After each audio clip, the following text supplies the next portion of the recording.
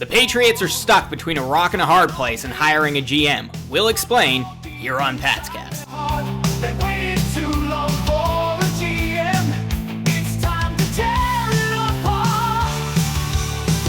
Welcome to Patscast. I'm Brad Whitaker.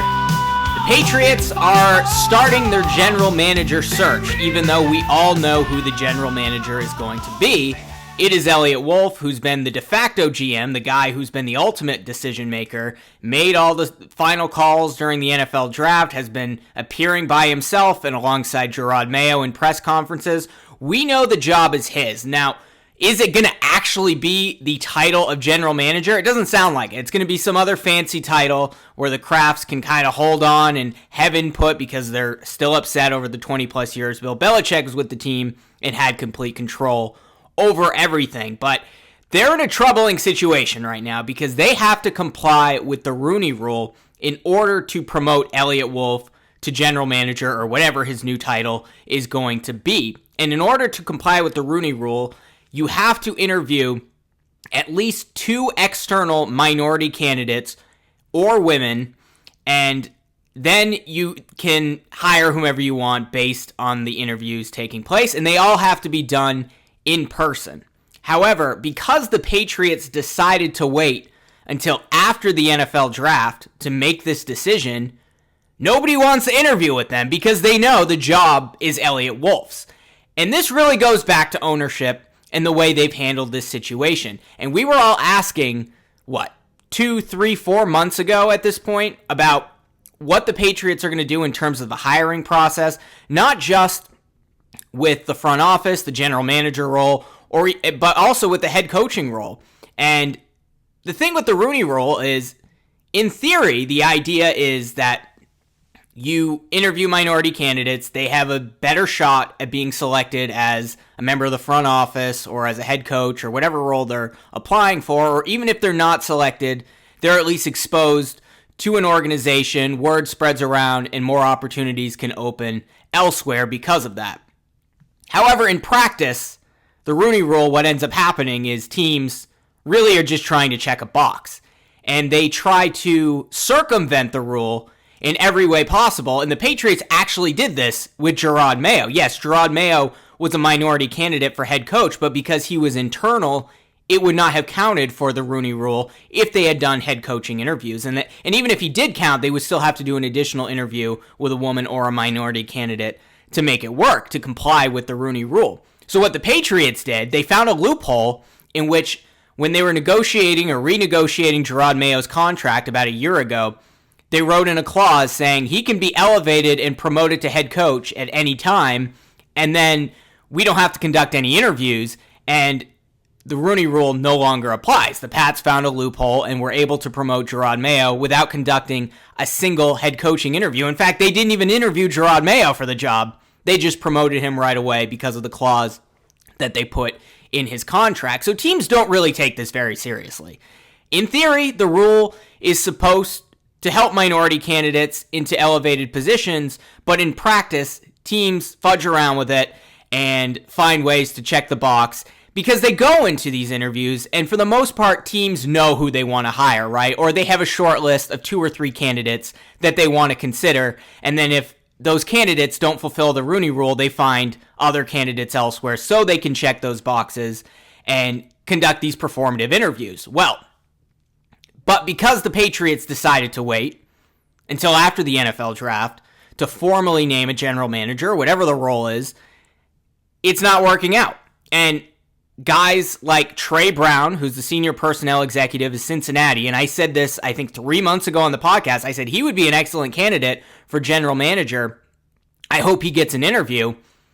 He got an interview with the Patriots and turned it down because he's like, I know Elliott Wolf's got the job, so why are you sending me in there other than to fulfill the Rooney Rule, which we know that is the real reason why. Quentin Harris, another minority, VP of Player Personnel at Arizona, Terrence Gray, Director of Player Personnel in Buffalo, all potential minority candidates, all turned down interviews for the Patriots to be supposedly the next GM because, again, they know Elliott Wolf has the job. He's been wearing the suit. He's been conducting himself as if he's the GM for months now. And I think the consensus is, and certainly my consensus is, that he did a pretty good job with the draft. He addressed all the positions at need. He double dipped at all the positions of need: quarterback, offensive line, and wide receiver, and even addressed the defensive side. Probably the biggest position they needed, which was a defensive back. They addressed that with the lone defensive player that they drafted. I think Elliott Wolf did a good job. Didn't make any major splashes in the offseason in terms of free agency, but he did bring back all the foundational pieces, so the Patriots didn't have any additional holes to fill by bringing back Michael Onwenu, Hunter Henry, Kyle Duggar, Josh Uche, etc. So I think overall, Elliott Wolf deserves a B or an A grade for what he's done this offseason. I think he's earned the role of general manager. But the thing is, the Patriots could have conducted these interviews back in January, and even if they were leaning toward Elliott Wolf at the time, they at least could have gotten a little clarity, interviewed the minority candidate, satisfied the Rooney Rule, and then selected Elliott Wolf. Or maybe they interviewed some other people and they say, okay, maybe Wolf is not our top choice anymore. But they decided to forego that, and I honestly don't know the reason why. I really don't. According to Tom Curran, I guess they just thought it was too much work. That's what I guess Robert Kraft told Tom Curran, is that, well, we got a lot to do this offseason, so we're going to forego the interviews and deal with that after the draft. But here's the thing. Teams all the time are able to fill the roles of head coach and general manager in a single offseason. In a single month, they can do it. I mean, the Washington Commanders were able to do that. But the Patriots missed out on a lot of potentially good candidates, not just the three minority candidates I mentioned. I mean, there's Adam Peters out of San Francisco, used to be with the New England Patriots. Because they didn't do these interviews, he didn't even have a conversation with them about being their general manager, ended up landing with the Washington Commanders. So I don't know how the Patriots are going to satisfy the Rooney Rule, and I guess there were reports coming out this morning. I read a few stories saying the Patriots have satisfied the Rooney Rule, actually. We don't have any details to provide, but they have, so let's just not worry about it. But I'm also hearing conflicting reports in the recent hours. Andrew Callahan was talking about it out of the Boston Herald, that they haven't, and they still need to interview at least two minority candidates, or two women, for the general manager role, or whatever it's going to be, because otherwise they cannot promote Elliott Wolf to general manager. And I think the real reason why is the Krafts wanted to have input. They wanted to be able to make decisions if they needed to during the draft process. I think for the most part, just speculating here, but I think Elliott Wolf was ultimately the key decision maker. He's the one who made the final call. But had Elliott Wolf said, hey, we really like J.J. McCarthy, and we're going to draft him at number 3 instead, and Robert Kraft and Jonathan Kraft thought, I don't think that's a good idea, we like Drake May, I bet they would have chimed in. Or even worse, had Elliott Wolf said, hey, we got this great trade package from the Minnesota Vikings, or we got this great trade package from the New York Giants. We can address quarterback later. We're going to trade back and stockpile picks, and if we have to wait a year to address quarterback, we'll do it then. Then I think Robert Kraft and Jonathan Kraft sure as hell would have chimed in and said, no, you're not doing that. We're staying put at 3. We haven't had a draft pick this high since Drew Bledsoe. You're going to draft the best quarterback available, and we're going to be done with it. And then you can make the decisions the rest of the way. I think the Krafts were hedging there a little bit because they didn't know what Elliott Wolf was going to do. And I think Elliott Wolf did a good job, and I think they're satisfied with the decisions that he made, and they want to promote him to GM. But because they were unwilling to do the work back in the early parts of the winter and do interviews for the general manager role, bring in minority candidates, bring in other potential candidates, and actually hear from Elliott Wolf, let him interview and prove that he's the number 1 candidate, because they decided to punt on it and wait until after the draft, now they're going to have trouble satisfying the Rooney Rule, and I don't know how they're going to do it. I really don't, unless the reports from this morning are true that somehow the Patriots did, but as of right now, it's a mystery whether they've conducted those 2 in-person interviews with minority or female candidates to satisfy it. And I don't blame Trey Brown, Quentin Harris, and Terrence Gray for turning down the Patriots' job interviews, because it is kind of insulting, right? Like, They're just bringing you in there so they can check a box. And this is the issue I have with the Rooney Rule. Again, in theory, it's supposed to work out and help elevate minority candidates into major roles. But in practice, that's just not what happens. That's not how it plays out. So I don't blame them for turning it down. And I think deep down, they're probably thinking, like, this is insulting. Like, if you wanted to interview us, you could have done it back in January. And it doesn't make any sense other than the Crafts want a little bit of control to say, okay, we're going to hire a GM after the draft, even though this is the most important draft for the Patriots in the last 3 decades. It makes no sense at all. You don't you don't have one guy make all the most important decisions that are probably going to be made in the next decade, assuming the Patriots aren't this bad again, and then you elevate somebody else to his position. That doesn't make any sense. So the Crafts really bungled this one, and you know, I don't know. They're going to have to rethink the Rooney Rule, right? Like, this obviously is not working out the way it was intended.